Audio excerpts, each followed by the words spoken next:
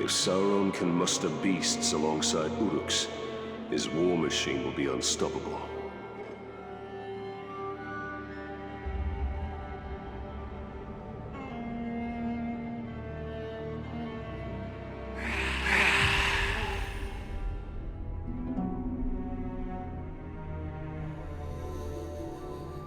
I do not have time for another one of your hunts, Master Dwarf. Ah, but this is your hunt, Captain. There's a pack of war chiefs just arrived in Nurn. Call themselves Beastmasters. That does sound like my kind of prey. What do I need to know? I know you're familiar with the Categorized. I taught you everything you know about them. But let me tell you about their cousins from... Torvin, what of the war chiefs? You didn't bring me here just to hunt another wild cat, did you? Just to hunt an... Pay attention, Captain.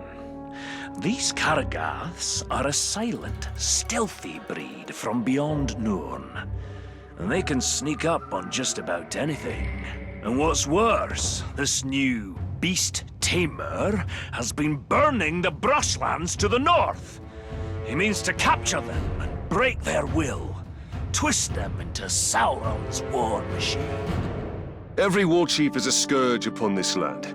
Beastmaster or no, I will end them. Whoa, slow down. First thing we need to do is foil their plans. And I see no better way of doing that than using the very same Caragaths against this orcish scum. Show me how to find one of these creatures, then. Gladly, Captain. There's a Carag...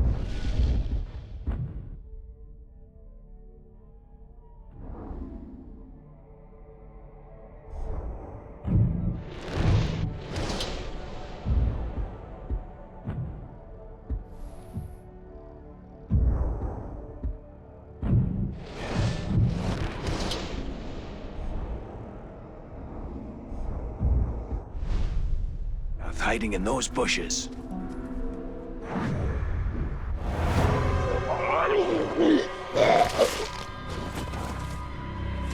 There it is. Go get it.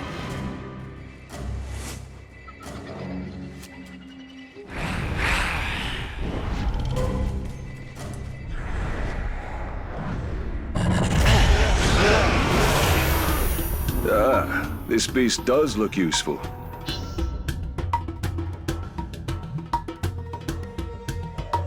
Excellent! Now listen, there's an Uruk camp nearby. It's where they're bringing their captured beasts. I suggest you take your new pet and prowl up to them unnoticed. Rangers were known to kill the bodyguards first.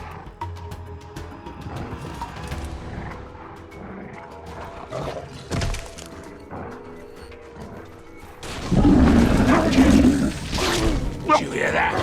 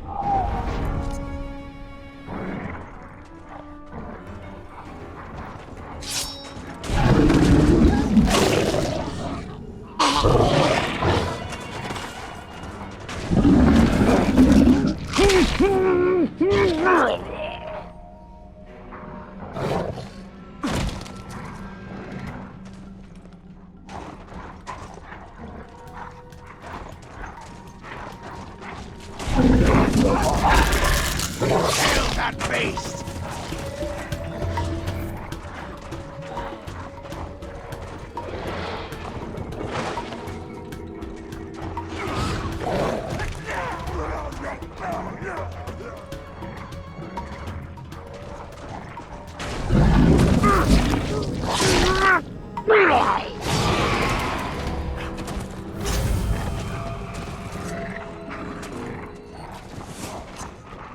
The dark scum of Troy.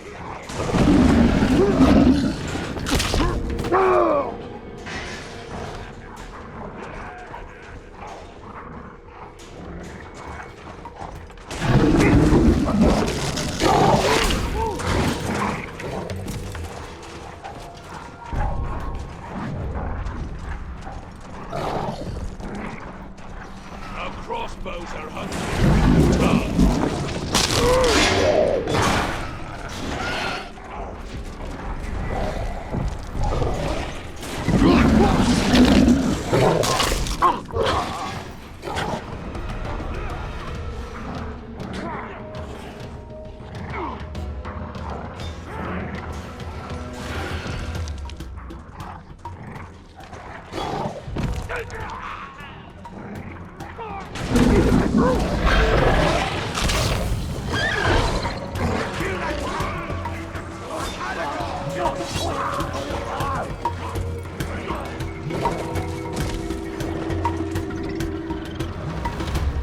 Very good, Captain. Their plans are in disarray. There's still work to be done to ensure the Uruk never tamed the Karagaths. The war chief. The beast tamer. Aye, that unnatural fiend needs to be put down. To draw him out, use the Karagaths against his war camp. The more Uruk that die by their shadowy bite, the better.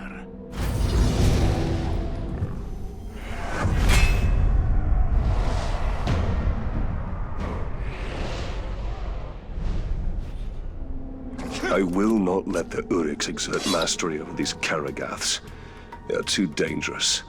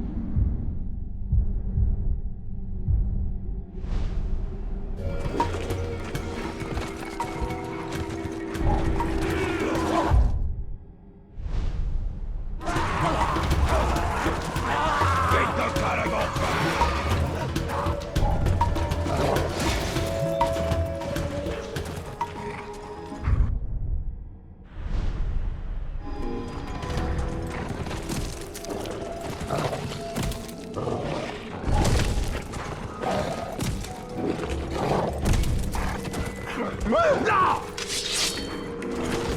Get him off his pet!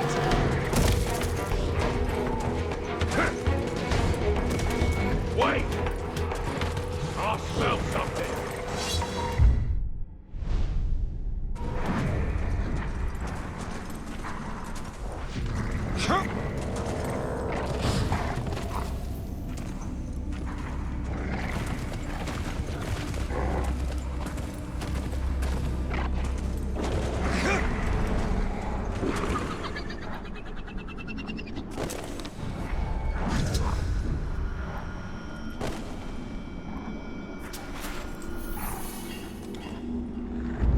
It's the keen edge what cuts the mountain, they say.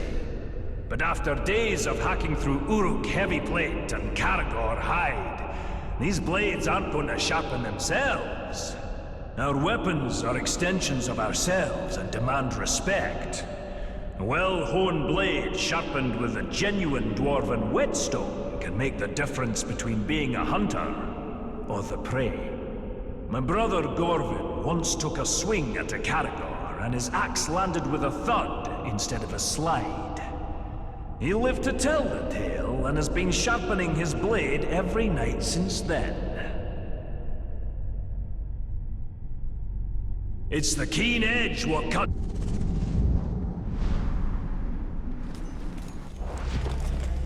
There is little more satisfying than a sharp blade removing the head of an orc.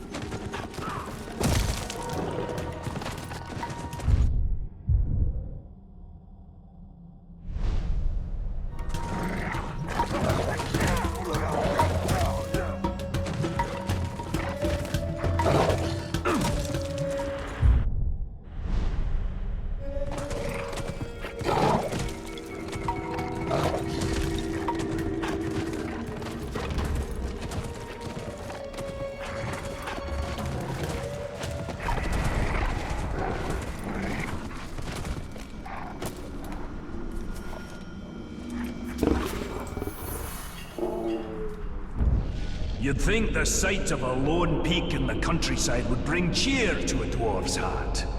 But alas, that is not so here. Orodruin, the Mountain of Fire.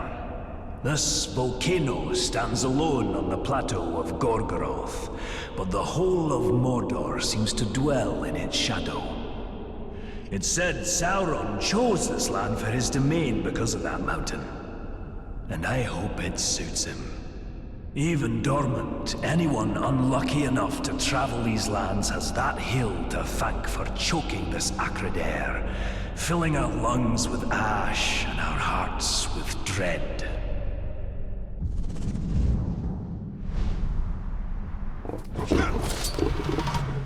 Mount Doom. How long before it erupts once more and spreads its darkness over Mordor?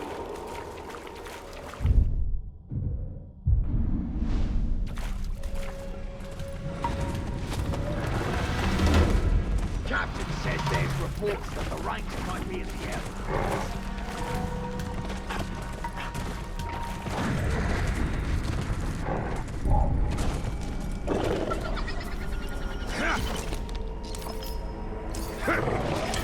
That was a right bloody mess earlier. It was all that was left of walls and the rainwater of that legend below.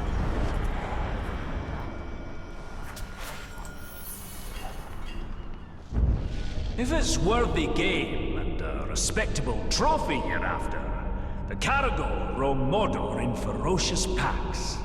Quick on their feet and strong to boot, be wary. Their claws are sharper than steel, and I've seen them crush rock-hard orc skulls like eggs in their jaws. Even wargs and lions give them wide berth. One look at these beasts and you'll know why the pointy ears have named them Bringers of Fear.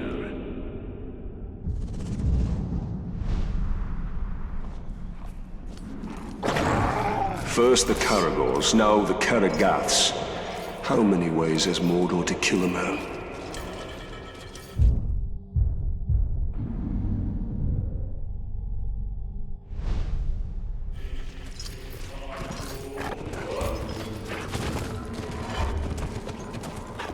There's something about here. Hard to break it.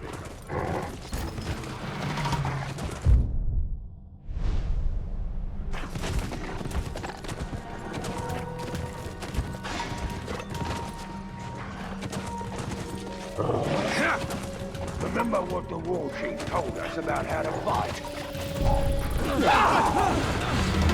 What was that noise? Catch that slave!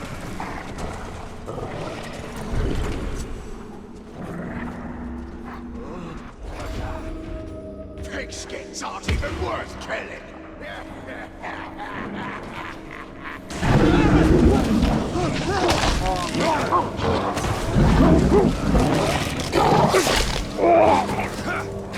Thank you.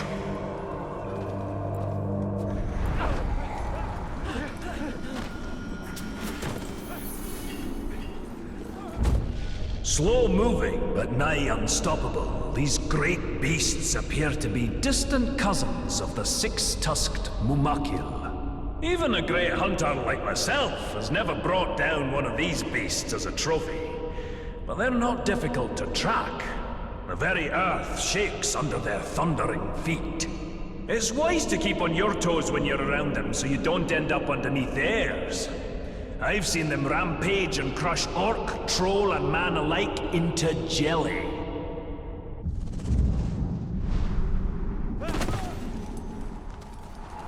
I'm surprised Torvin isn't trying to recruit me into hunting one of those mammoths.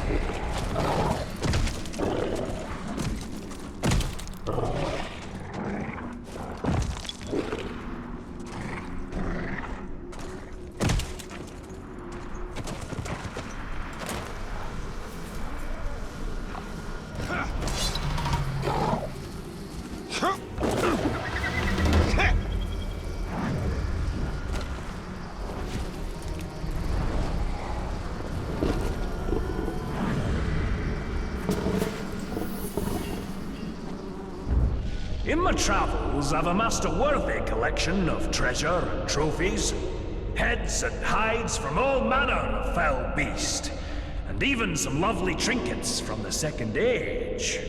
But the whispered tales of one artifact continue to elude me. The legendary Forge Hammer, used by the elves to craft the Rings of Power themselves. The hammers I've found so far in my hunt have brought me no closer to finding the one I seek. Perhaps the spirit of the elves do not want to see their precious artifact in the hands of a dwarf.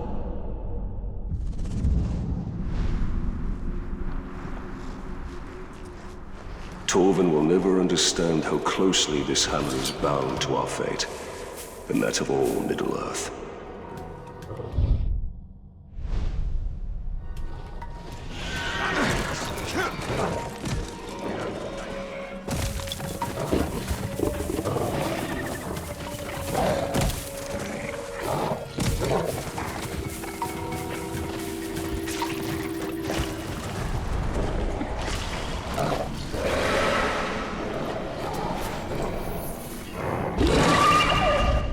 I've met a mysterious man in my travels, a ranger of Gondor named Talion.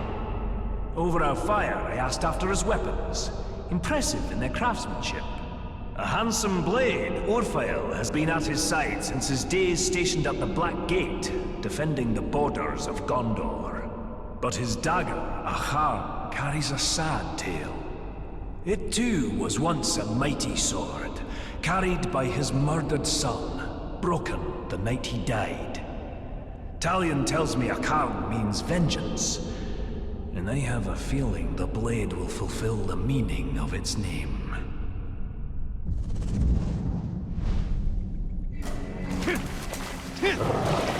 I have slain countless Uruk, but still I seek vengeance.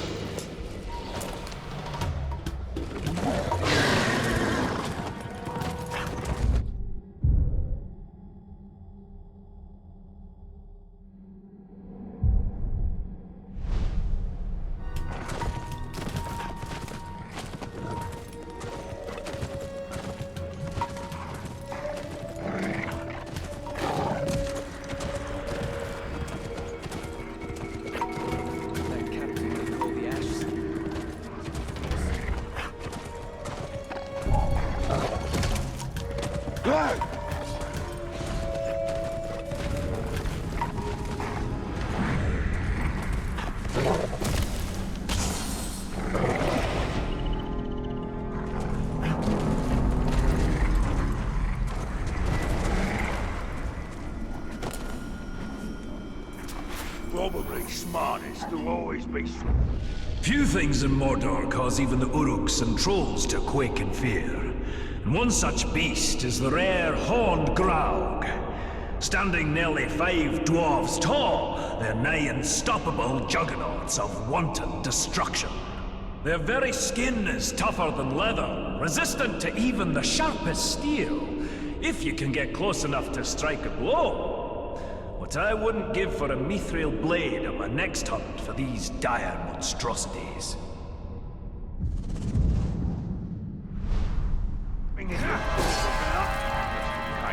I wonder what the dwarf is obsessed over, now that his hated Graug is slain.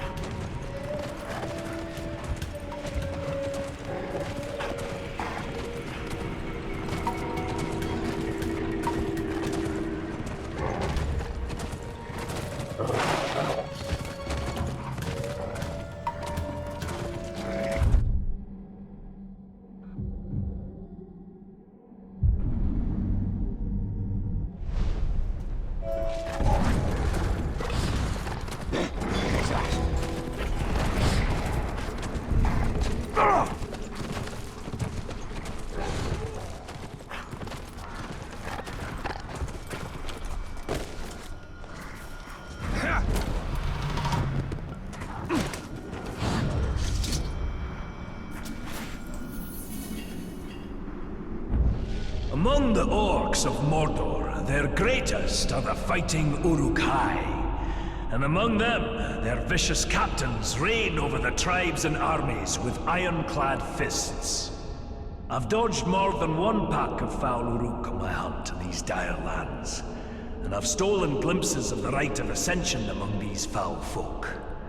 Only the strongest and most devious lead, slaughtering their own kind until none stand to oppose them. Brutal, savage, dangerous. And they don't smell very sweet either.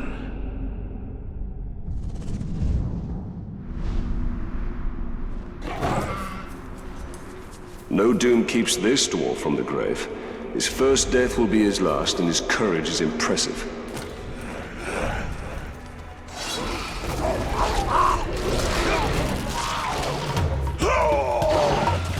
Pull him off his face!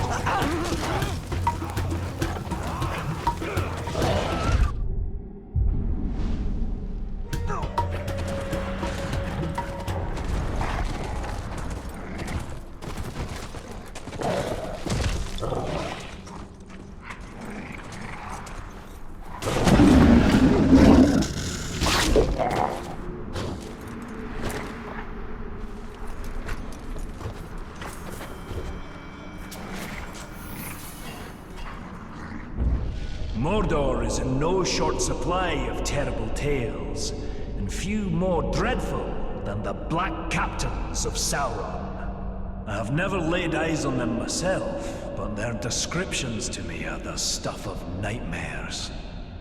A man trapped in perpetual agony in armor that does not grow with him. Another cursed for picking up the mace of Sauron after battle.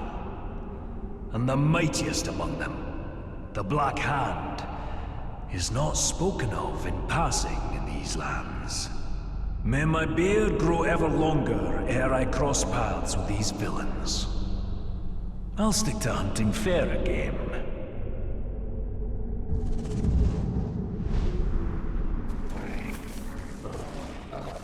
The dwarf shied from the Black Captains, as well he should. Only the Black Hand remains now. And I will finish him.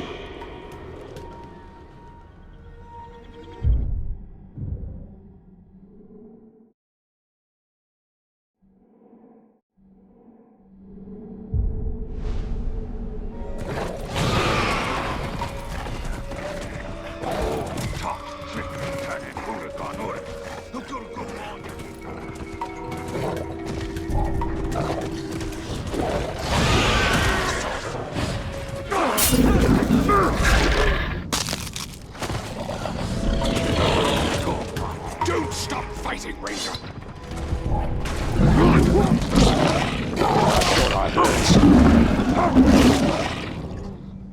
Kill his cargo!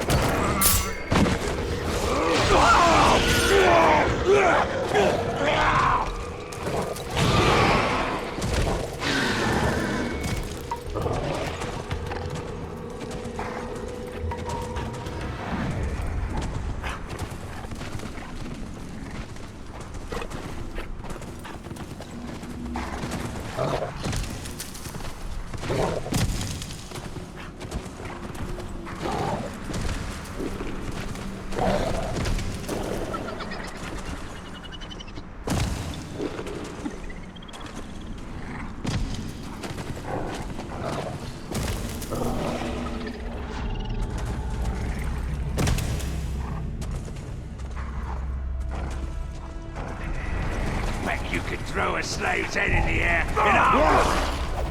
What? You hear that?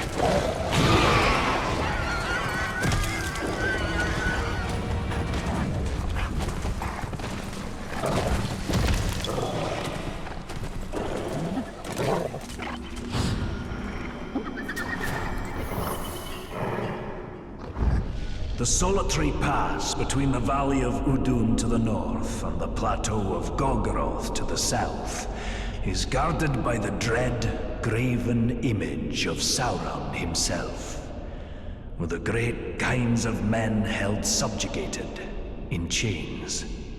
The rock and steel of this visage inspires no deference in me for the craftsmanship or stonework. And by my beard, I am thankful this is the closest I'll ever come to seeing the Dark Lord. The shadows grow long this evening. I will write no more.